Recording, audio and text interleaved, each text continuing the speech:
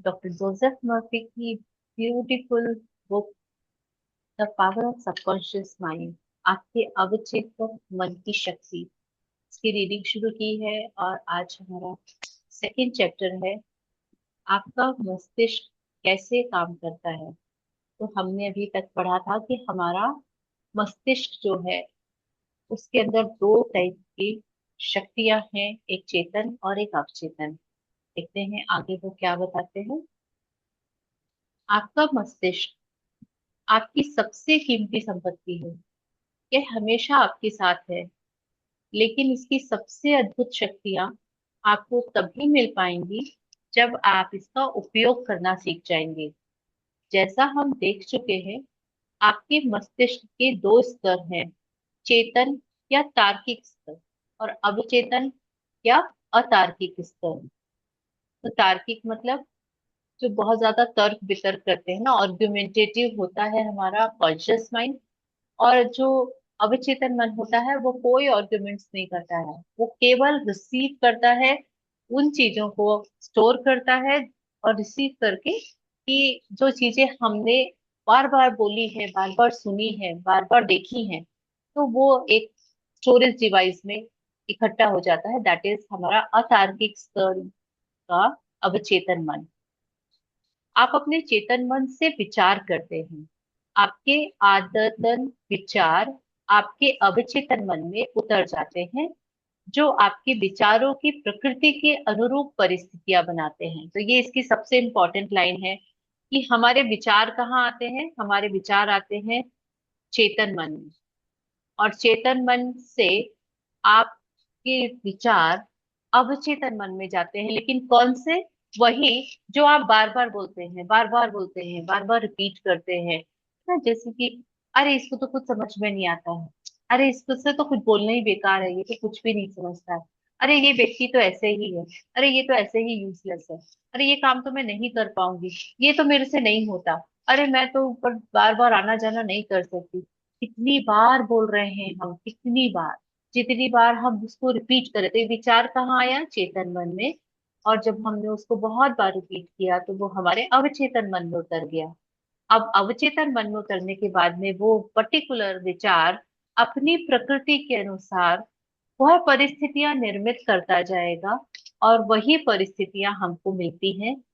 क्यों? क्योंकि चेतन मन और अवचेतन मन दोनों ही, अवचेतन मन को कोई मतलब नहीं है कि आपने जो फीड किया, आपने जो बोया, जो बार बार रिपीट किया, वो निगेटिव था या पॉजिटिव। उसको तो बस ये है, अच्छा ये रिपीट कर रहा है, इसको ये चाहिए, इसको ये चाहिए, और उसने उसको अपने अंदर फीड कर लिया, और आपके सामने लॉ ऑफ अट्रैक्शन से वो चीज आ गई।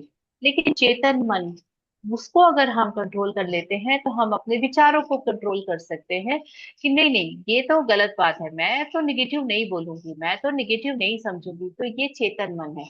और चेतन मन को अगर हमने यह सोचना सिखा दिया कि क्या सोचना है और क्या नहीं सोचना है, तो फिर आपका अवचेतन मन केवल अच्छी चीजों को ही अपने पास स्टोर करेगा, और वही अच्छी चीजें आपके दिमाग, आपके जीवन में आएंगी।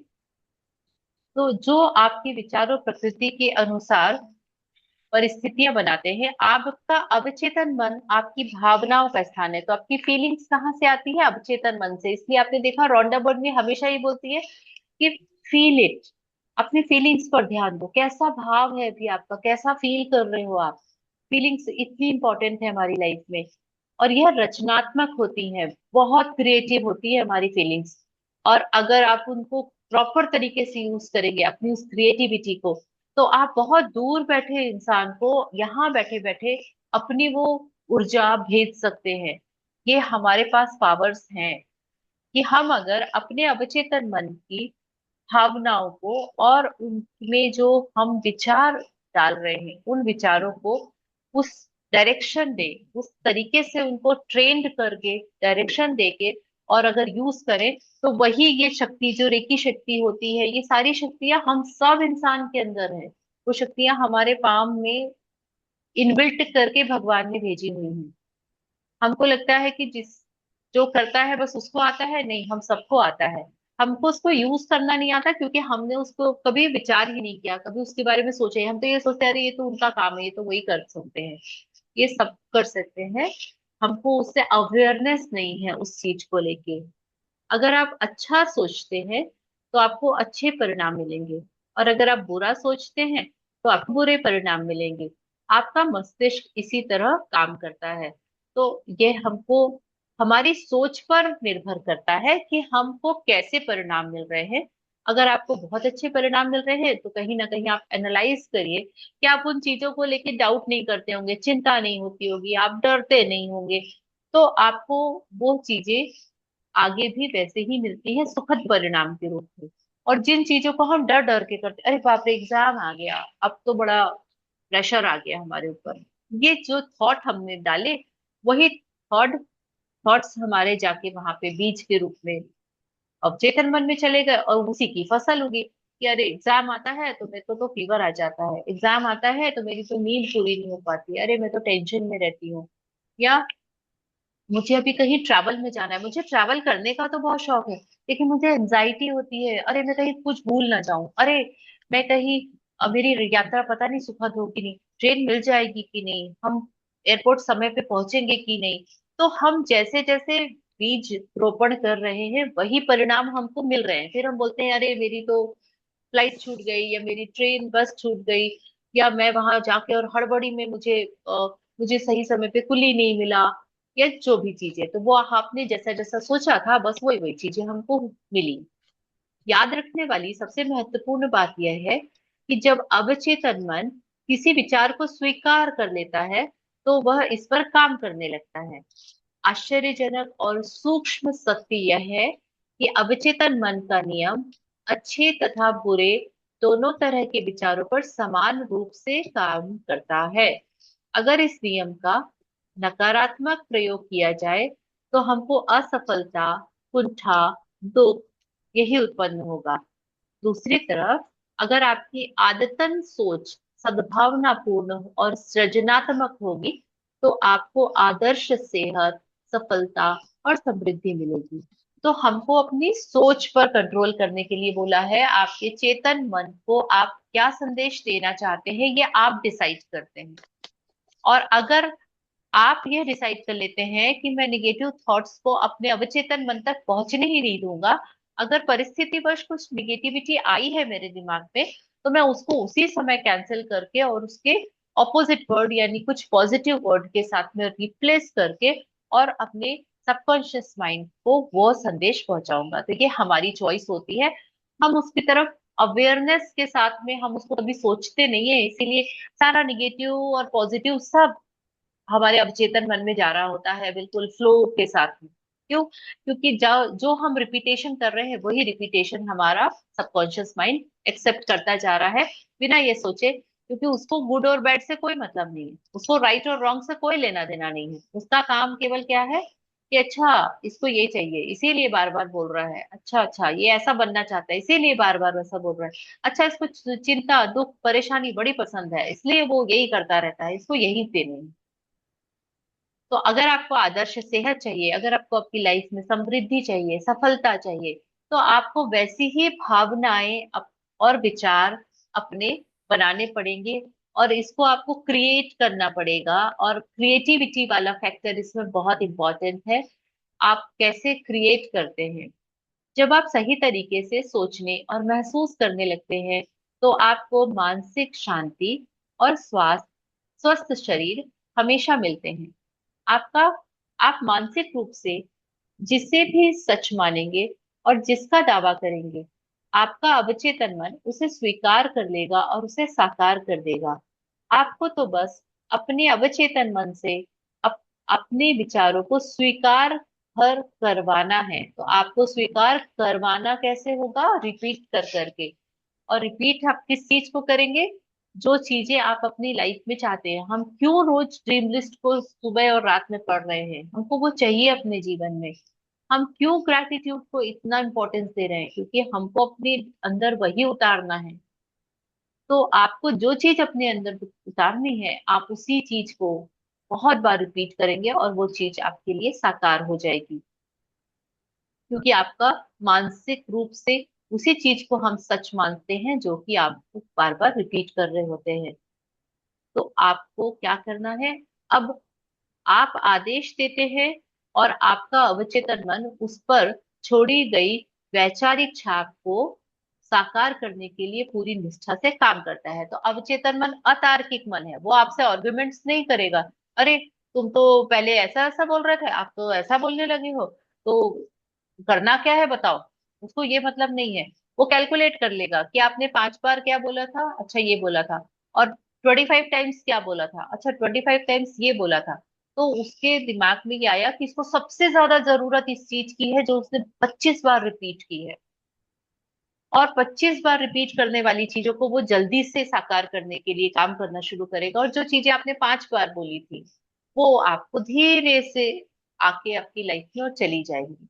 तो अब हम 25 बार क्या रिपीट करते हैं और 5 बार क्या रिपीट करते हैं, ये हमारी चॉइस होती है। हमको अवेयरनेस और कॉन्शियसनेस के साथ में इस चीज को ध्यान से, आराम से और रचनात्मक तरीके से करना है।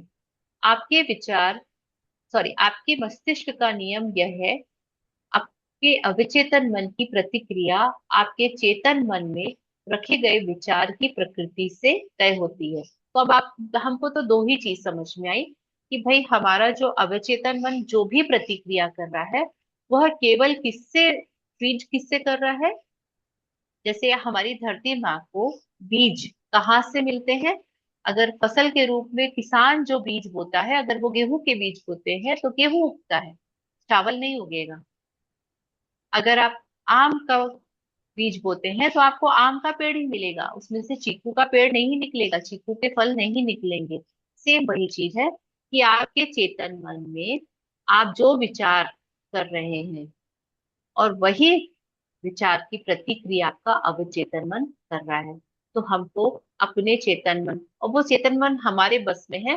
बस कभी कभी ये होता है कि किसी समय हम मन के वश में चले जाते हैं, मेरा मन नहीं कर रहा है, मेरा मन नहीं है, तो मतलब कि हम उसके गुलाम हो गए।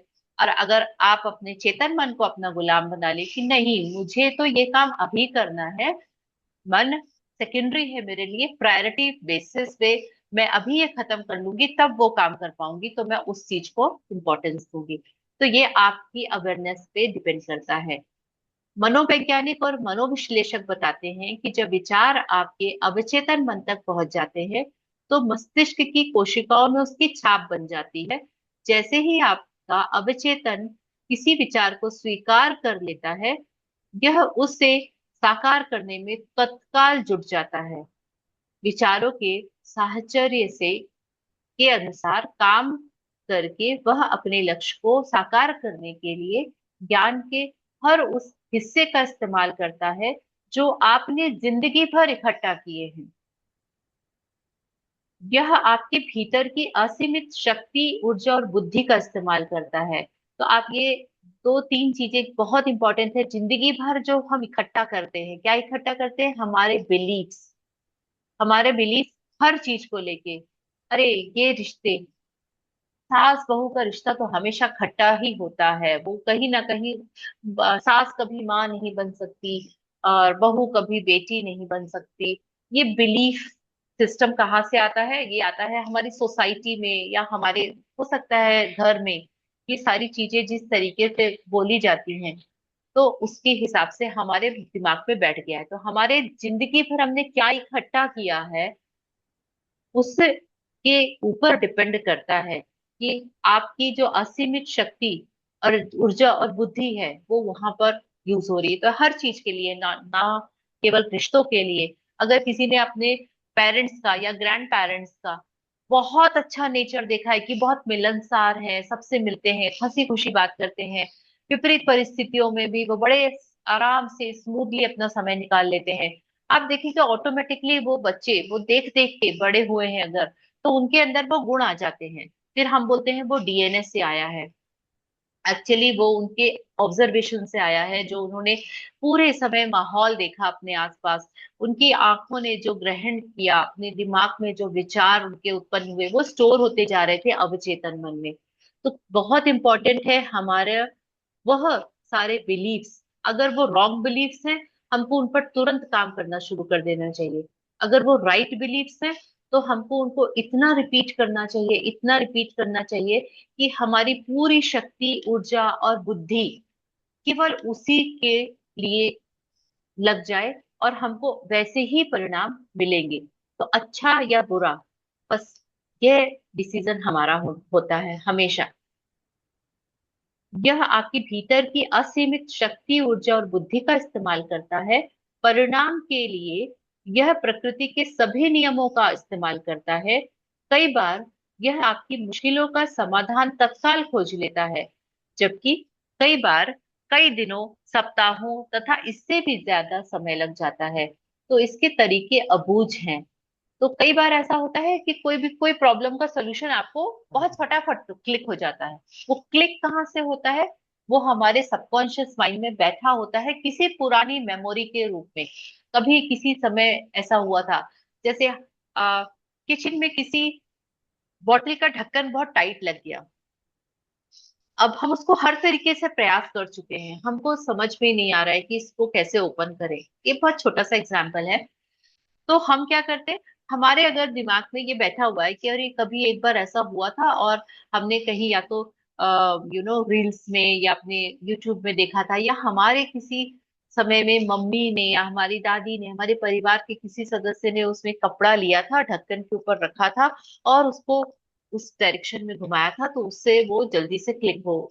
आपको जैसे ही ये क्लिक होता है कि वो ओपन हो, ऐसा हो जाता है, आप उसको ट्राई करेंगे इमीडिएट। तो वो आपने ट्राई क्यों किया?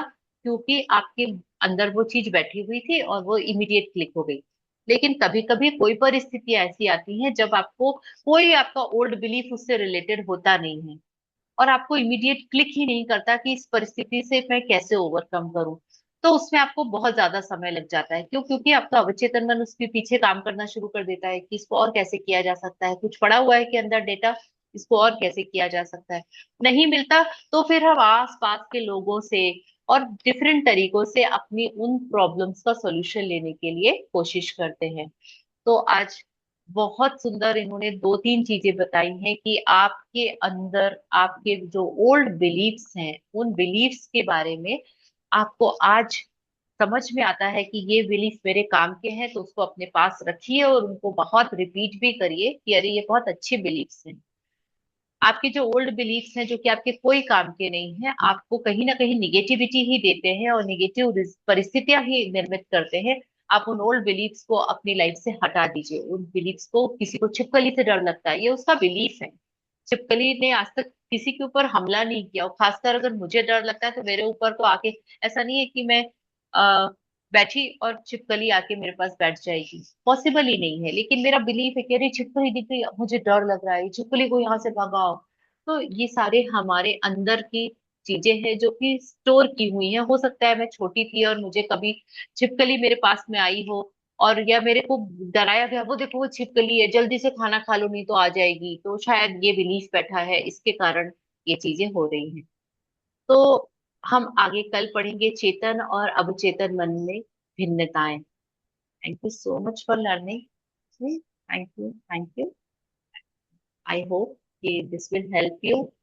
बहुत सुंदर डायरेक्शन में जा रहा है हमारा ये अवचेतन मन की शक्ति वाला चैप्टर। और इस चीज को अगर आप रोज जो थोड़ा थोड़ा ही ग्रहण करते जाएंगे और उसको आज दिन भर में, ये बहुत अच्छा है कि हम कम कम पढ़ रहे हैं, थोड़ा थोड़ा पढ़ रहे हैं। चाहे तो अभी ये पीडीएफ पड़ा हुआ है, आप एक दिन में इसको निपटा सकते हैं। और एक दिन निपटाने के बाद में वो कितना आएगा अंदर। और हम जो थोड़ा थोड़ा पढ़ रहे हैं, हम इतना पढ़ते हैं और अगर इतना भी आ जाता है तो भी हम बहुत प्रॉफिट में है अभी। तो इस चीज को अपने अंदर, अपने बिलीफ्स के बारे में सोचना शुरू करिए। अरे ये मेरा ओल्ड बिलीफ मेरे काम का नहीं है, इसको हटा देते हैं। ये चीज हटा देते हैं। अरे ये चीज तो मेरे बहुत काम की है, इसको बार बार रिपीट करते हैं। बस ये प्रैक्टिस करना है। So much. Thank you, thank you, thank you. चलिए, thank you, thank you, thank you so much. Thank you, thank you, thank you. Prayer करेंगे। सर्वमंगल मांगल्ये शिवे सर्वार्थ साधिके शरण्ये त्र्यंबके गौरी नारायणी नमोस्तुते। ओम शांति। शांति शांतिः समस्तलोकाः सुखिनो भवन्तु समस्तलोकाः सुखिनो भवन्तु समस्तलोकाः सुखिनो भवन्तु धन्यवाद धन्यवाद धन्यवाद फिर मिलेंगे thank you so much ma'am, फिर मिलेंगे। Thank you. Thank you, Dee. Thank you. Thank you. everyone, thank you so much, thank